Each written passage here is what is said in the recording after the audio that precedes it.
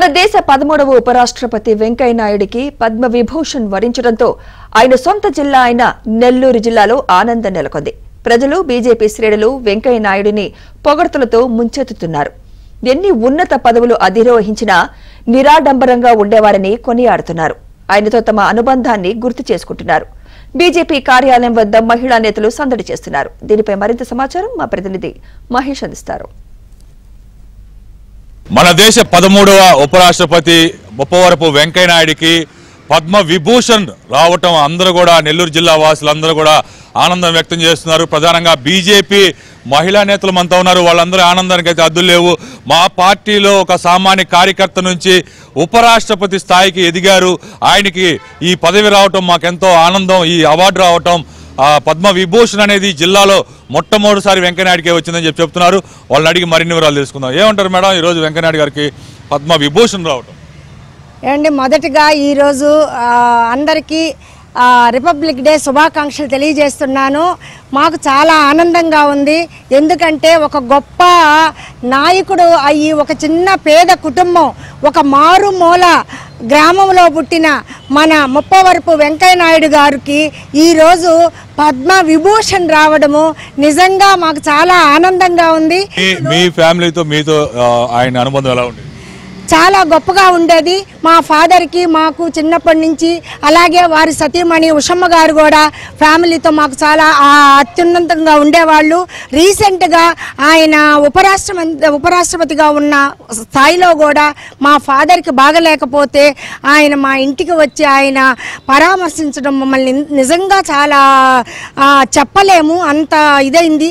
అంత స్థాయిలో ఉన్న వ్యక్తి ఎక్కడ నిరాడంబరంగా ఇప్పటికి కూడా ఆ పలకరింపు కానీ అందరికీ ఒక కార్యకర్త అయ్యుండి, ఒక సీనియర్ లీడర్ అయ్యుండి ఆ స్థాయికి పోయినా మర్చిపోకుండా వచ్చి ఇంటికి వచ్చి కలవడము, అందరూ ఆ రోజు మా బంధువులంతా చాలా సంతోషించాము. మన జిల్లా వాసి కావడం ఏమనిపిస్తుంది? ఫస్ట్ సార్ గారికి కంగ్రాచులేషన్స్ అండి.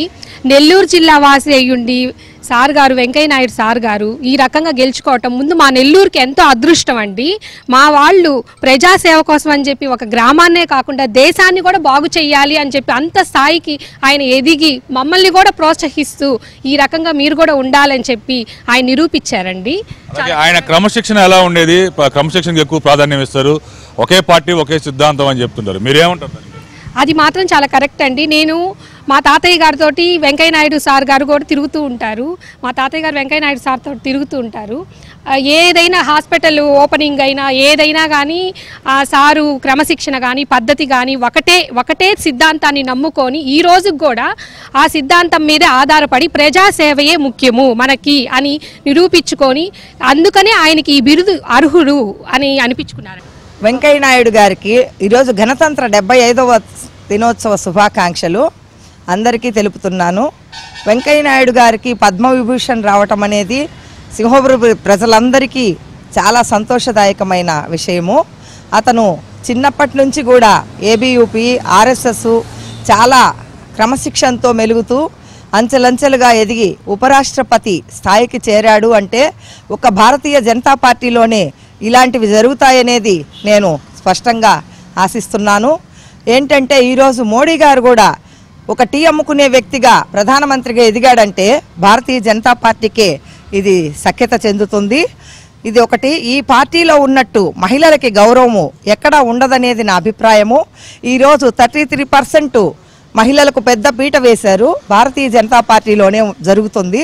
ఈ గౌరవం కూడా మహిళలకే జరుగుతుంది. వెంకయ్య నాయుడు ఎంతో ఆదర్శనీయుడని, ఆయన అడుగుజాడల్లోనే తామంతా నడుస్తూ ఉన్నామని, ఒకే పార్టీ ఒకే సిద్ధాంతం అని ఆయన మాటలు, ఆయన వ్యాఖ్యలు, అలాగే ఆయన క్రమశిక్షణ అందరూ కూడా మెచ్చుకుంటూ ఉన్నారు.